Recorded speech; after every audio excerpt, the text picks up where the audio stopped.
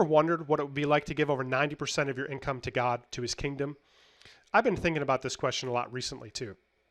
You'd be surprised at how many hardworking, faith-based Christian folks who I talk to who start earning a really good living to support themselves and their families only let off on the gas.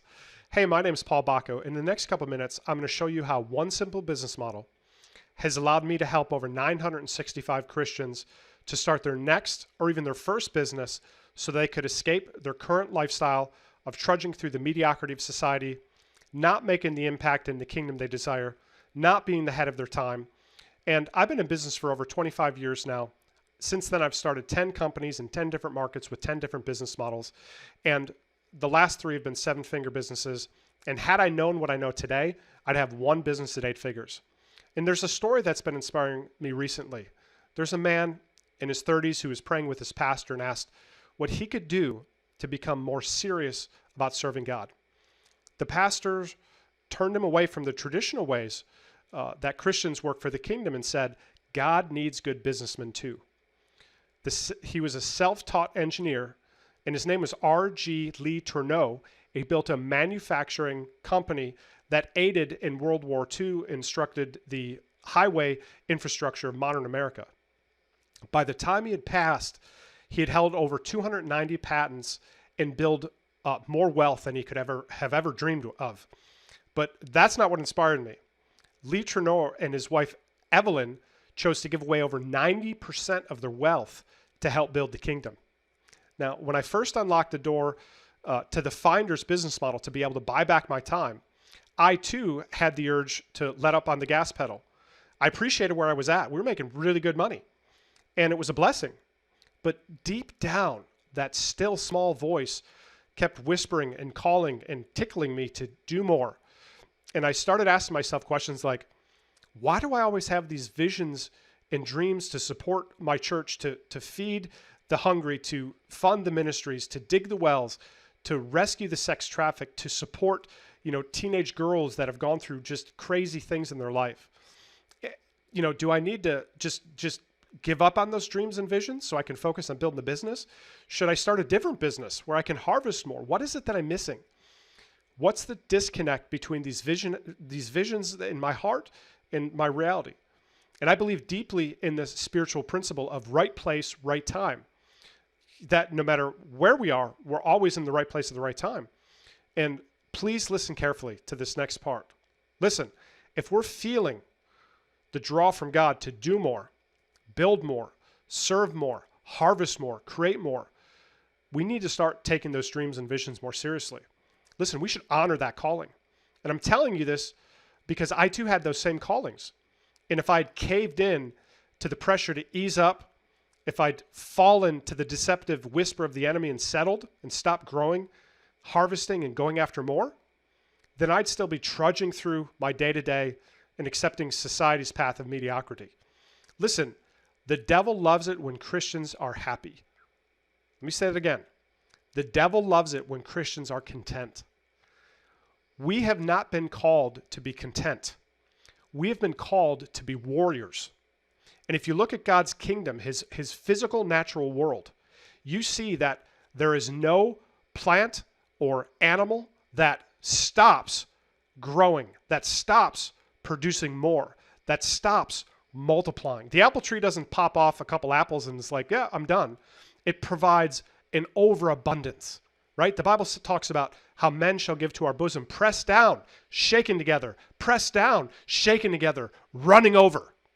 And so when us Christians get happy at 75 grand or 50 grand or 150 grand or 200 grand, and we're like, I've got enough, that is wrong. We should keep pressing in for more so that we can sow into the kingdom. In the kingdom, it's a seed time harvest principle. So when we can sow financially into the kingdom, we can reap financially from the kingdom. And that's an amazing thing, and that's how God created it, right? Money in the hands of good people is good. It's the love of money that's the root of all evil. It's not money, okay? But I didn't quit.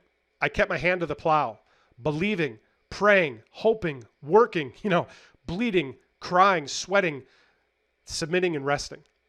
Since then, we've not only been able to give a large portion of our income to his kingdom, But I've also been fortunate enough to work with over 965 Christian entrepreneurs to help them to do the same thing. And it was all built around the Finder's business model that I discovered years ago. And it's amazing because this past year, we got a special note from our pastor thanking us. You know, when most people were pulling back, we were pressing into our giving. And it's so important that we have a business model so that we can experience all that God designed for our lives without sacrificing the good life. And all it took was working like it was up to me, but praying like it was up to God.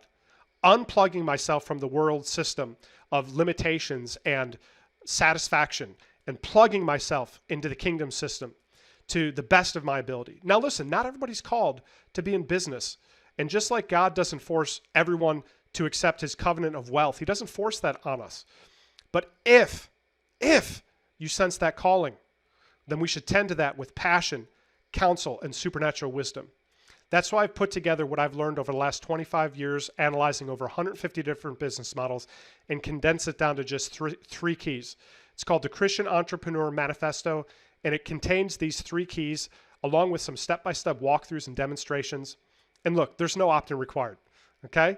So it might be interesting for Christians looking to train in a business that they feel like has a dead end, a dinosaur business, or a 40-40 plan, a business that's owning them instead of them owning the business, a job or career path that, you know, is 40-40, cubicle city, dead end, working with people that they don't really enjoy working with, submitting to a company that they don't know where they stand, and, swapping that out, upgrading that, supersizing that for a business of your own, a simple business that's based on your faith, values, beliefs, the Bible, making a difference in the marketplace.